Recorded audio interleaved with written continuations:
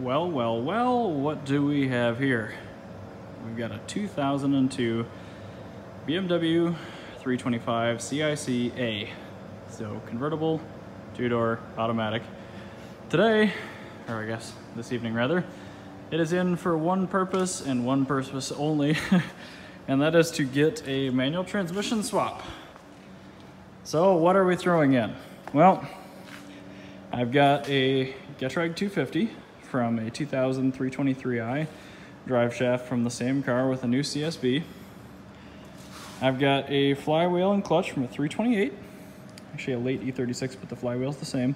And I've got a brand new E46 Luke 328 clutch kit, stock Getrag 250 323 K-member, stock 323 pedal box, stock 323 master, lines, shifter.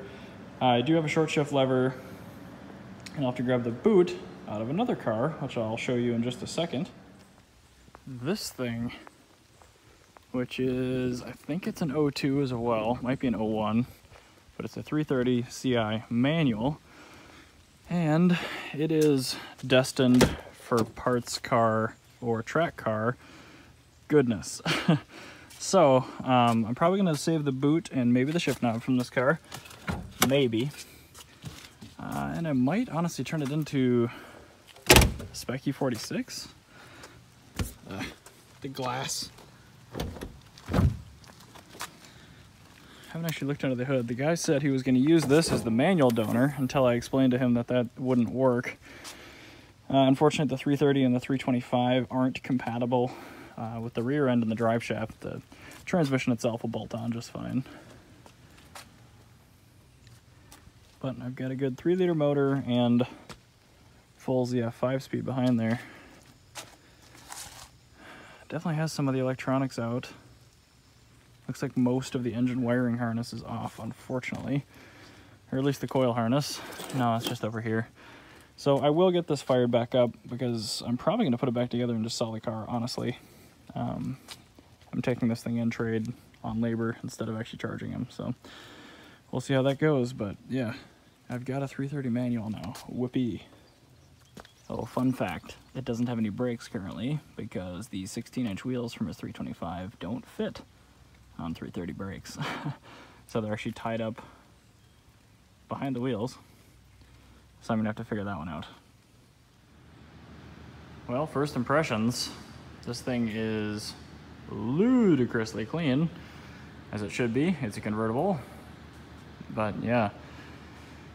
I've got a little bit of extra strengthening stuff. We got a bigger member right in the middle on the exhaust. You've got the diagonal cross braces. All convertibles have that bigger front brace on them.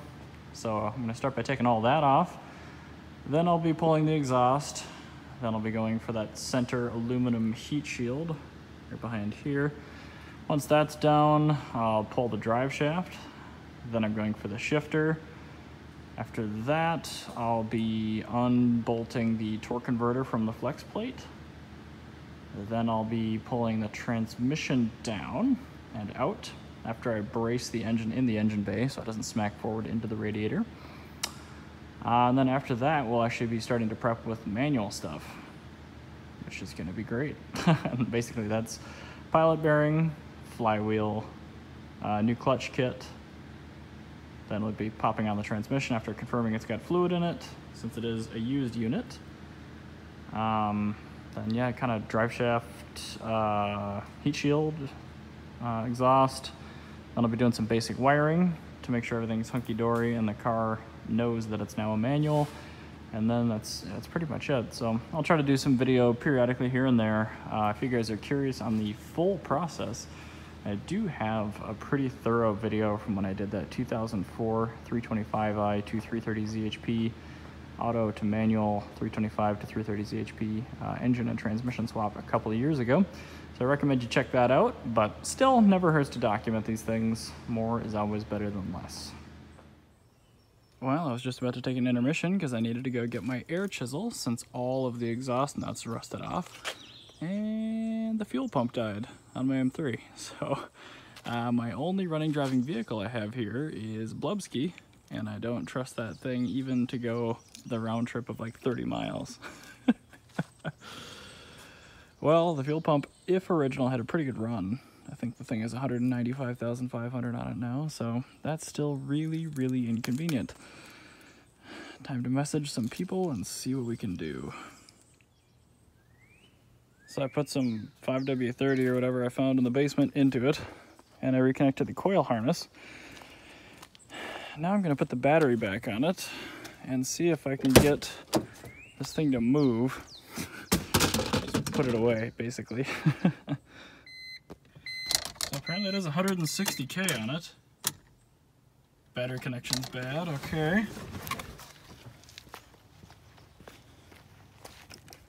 Oh, man, really?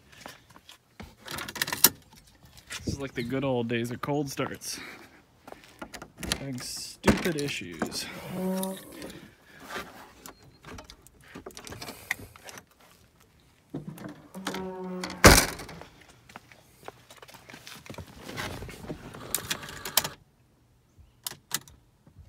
Interesting.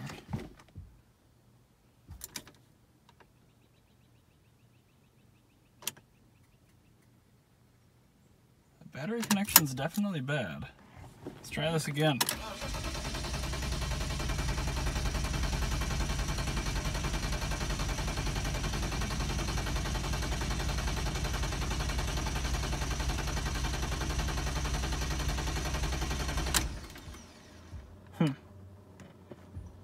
It's a little weird.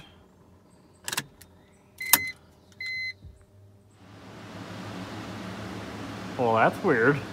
I thought there was a transmission there. Oh, nope. Down there.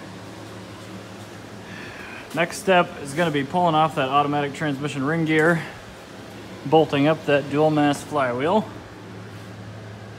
setting in that pilot bearing, popping on the clutch with the alignment tool, making sure it's adjusted correctly, and transmission. A lot to do yet. This will not be done fully tonight, but definitely going to keep going a little bit longer here. Thing's been fighting super duper hard. Well, I'm finally inside, ready to do the pedals, the shifter, and get rid of the old automatic. I've never had a swap car fight this hard before. Every single step of the way, it has just been painful. So we're getting there, but man, what a nightmare.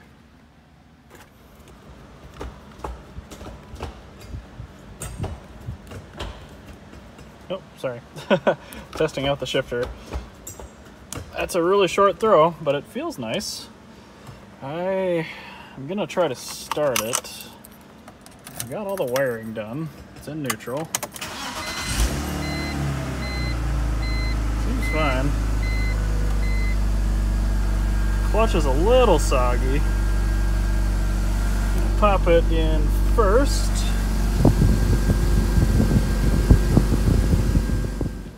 So it definitely needs a little bit more clutch bleeding, but other than that, it seems okay. So optimistic. All done. The clutch definitely let out 2 more big belches of air. So I still have to grab a shift boot and whatnot and move my seat forward because I'm nowhere near as tall as the owner of this car, apparently. Oh, for goodness.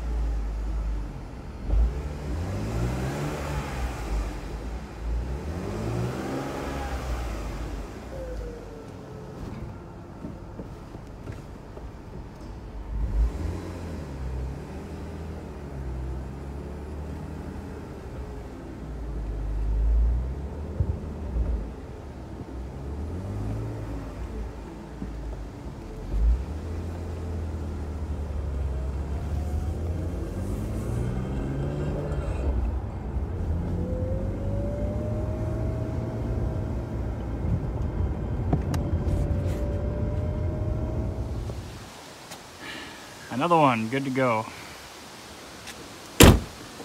Now, to figure out what to do with this turd, and to fix the fuel pump in the blue M3. Never ends. Well, a combination of gravity and the starter motor, I got it down here with nothing but a parking brake and the occasional clutch brake. I pulled the starter interlock switch off of the pedal assembly down there, and I held it, and that seemed to allow me to crank it in gear. So she made it. I don't know what I'm gonna do with this 330 CI manual yet. It doesn't currently run, I don't know why, but ugh, gross. Anyway, it's inside. That's all that really matters. Well, back to the M3. That looks original. Check for voltage. We've got a good EKP. It cycled the voltage when I turned the key. I plugged it back in, took the fuel line off, cycled the key, no fuel. So we've got a bad fuel pump. I do have, I forget what it is. It's an Aeromotive Stealth, I think. I bought it for Brexit. But I'm going to rip this cage out and see if I can maybe put it in here instead. Because the entire assembly, it takes a little while to get, and I'd rather not spend that $450 if I don't have to. I'm actually feeling fairly optimistic about this. The sleeve I have somehow fits completely perfectly for the E46, it looks like. So I'm going to pull the power wires off, and then I'm going to cut this little clamp here, take this fuel pump out of the basket, and put that one in. And I'm gonna cross my fingers. I am reasonably satisfied with how that looks. Not bad. Moment of truth. All right, good to have you back, M3.